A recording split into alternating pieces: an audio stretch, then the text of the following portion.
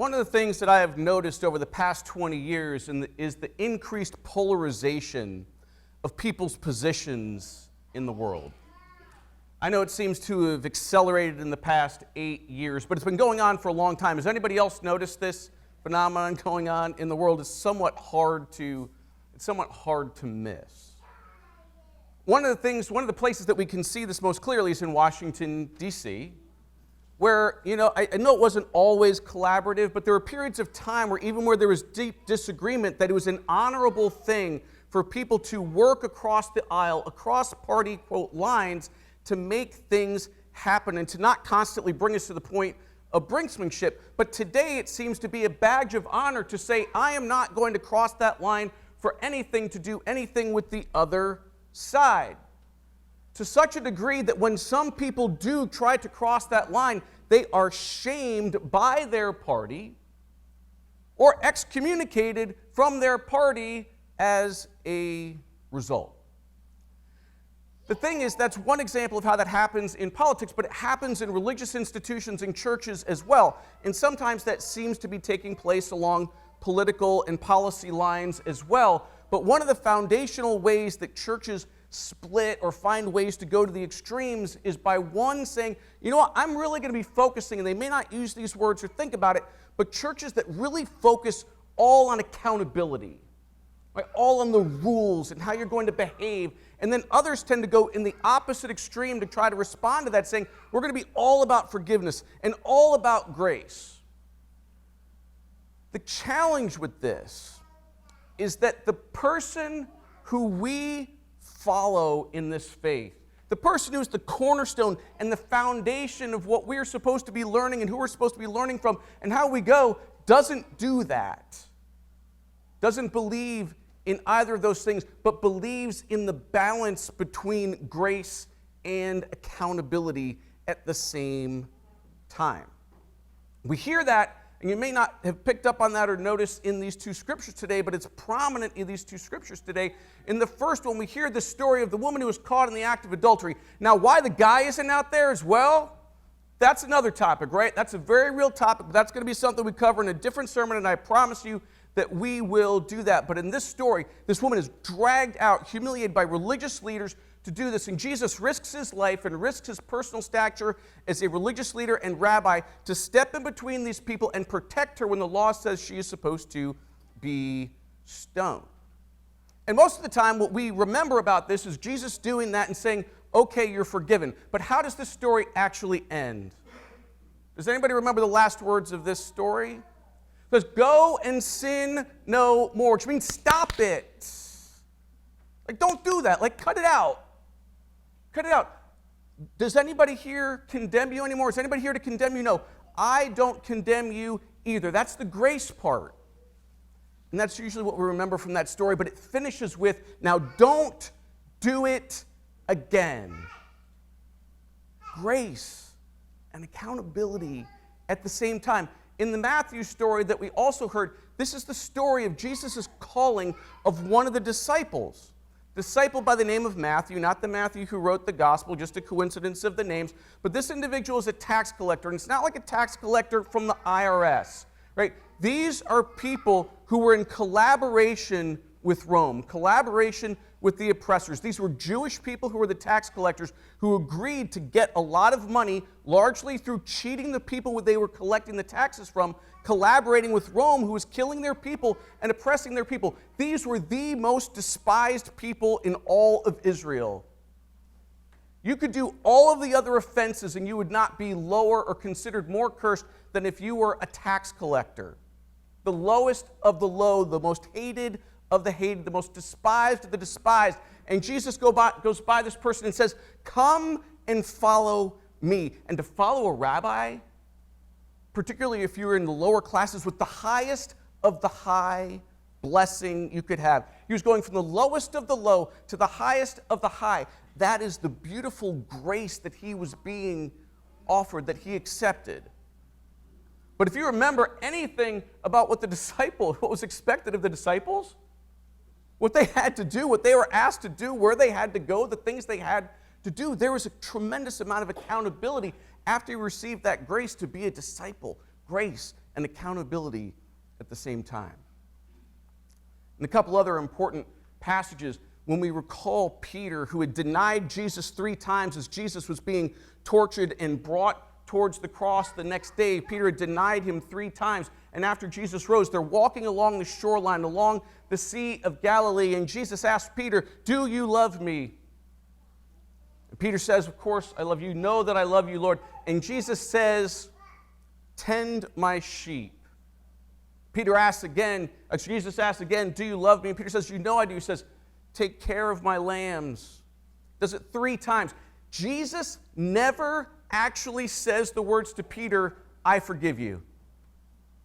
He actually states that he's forgiven through the words of accountability by saying, "Tend my sheep, feed my lambs, care for my lambs." He is saying, you are back in the fold, you are forgiven, and by the very fact that I'm asking you to continue this work now that I am no longer here on this earth in the same form that I was in now. Go out and take care of the disciples and make them go out and do what we are supposed to do, and go and take care of the kingdom of God and grow the kingdom of God.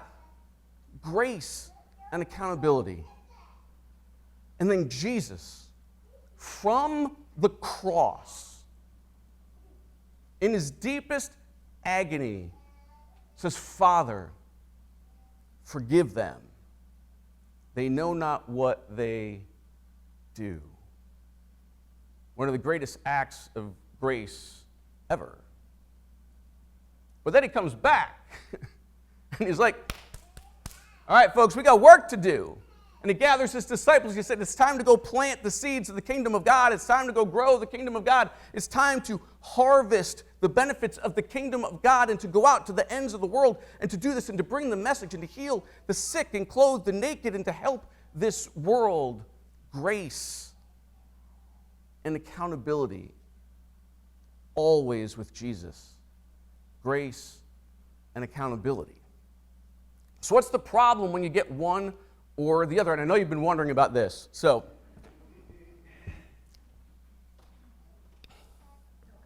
I know you're nervous, right?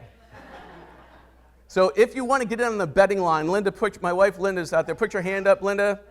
All right, there's a betting line as to whether I'm going to hurt myself, established by her and their friend from the congregation, Heidi Kennefek. So if you want to get in on that, you got a couple minutes. But here, if a church and a people are all about accountability, the focus is on behavior. And very often, it is this very, very teeny small circle of grace that people that can be a part of this community. And the focus on the accountability is on the behavior of everybody outside of their community. Saying, "I know you're not part of our community, but you have to do it our way. And we're going to legislate that you have to do it our way. We're going to go out that if you don't do it this way, then we're going to be good and you're all going to hell, or we're doing this and you're out and we're in and you're out." And it's a very, very small area of grace. And the people within that community, even though it's a small community, if they don't behave right into that line, they are shamed and they are excommunicated from their community of faith. It becomes a very unhealthy thing, both for that community of faith and the world. Now, what about the other side? All right?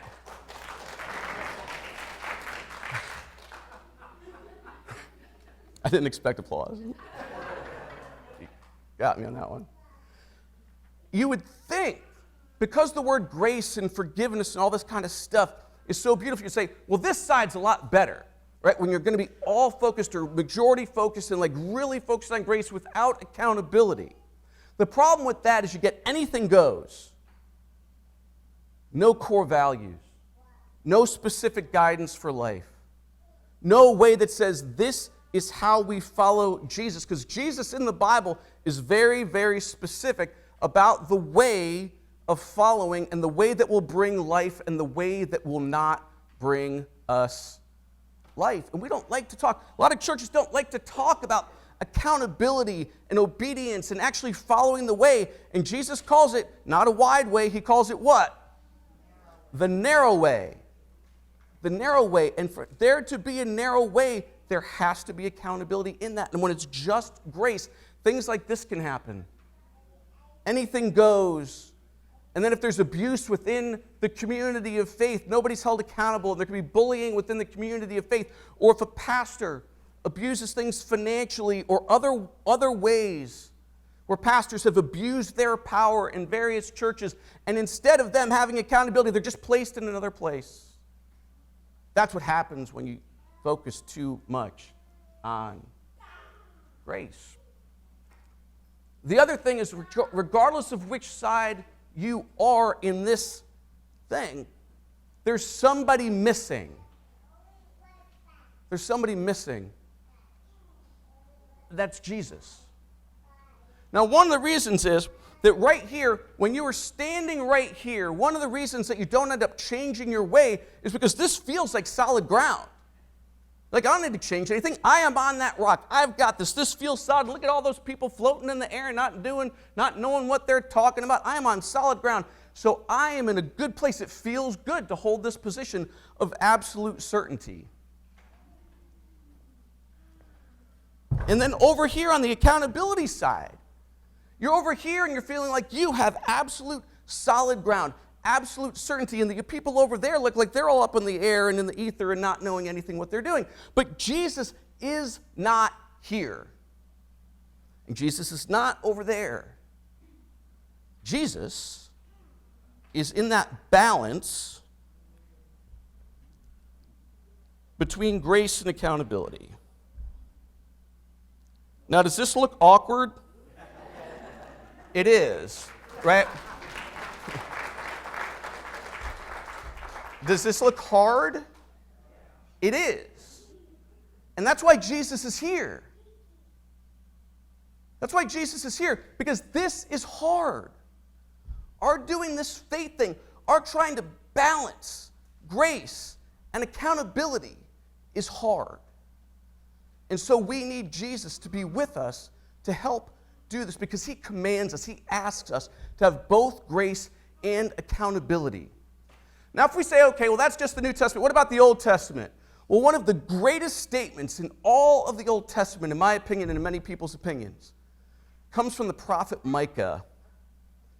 And the prophet Micah, and God comes down and says, "O mortal, what is required of you? But to do justice." Do justice, that's action and that's accountability. To go out and do something. To love mercy. Mercy is grace. And to walk humbly with your God. And when you're on one side of this or another, when you're like, I am in a certain place, I've got this locked down, your God is very small, and you are not walking humbly. But when you try to do this balance thing, when you try to do this grace and accountability thing, I can tell you that doing this in front of you is humbling. And I can tell you that trying to do this grace and accountability thing in your life is humbling, which is why Jesus is here. Which is why Jesus asked us to do this. Now, what does that have to do of anything with us? Well, this is the beginning of a sermon series, and we're going to talk about that in detail in different ways. And next week, we're going to talk about forgiveness and how that applies to balance. But one of the ways that this applies, and you heard last week in the wonderful sermon by Reverend Laura about growing the circle wider and wider. And the only way you can grow the circle wider is by passing on what you know and what you learn. By passing on the grace to other people who need that grace, by doing the things and being accountable and taking the action to go out into society and invite people in here and to heal them and help them in places that you can't possibly imagine us going, or you personally actually saying to another person, going out to that person who you see is hurting and taking that risk and offering them that grace to pass on what you know about love, about justice, about helping other people. And it's hard.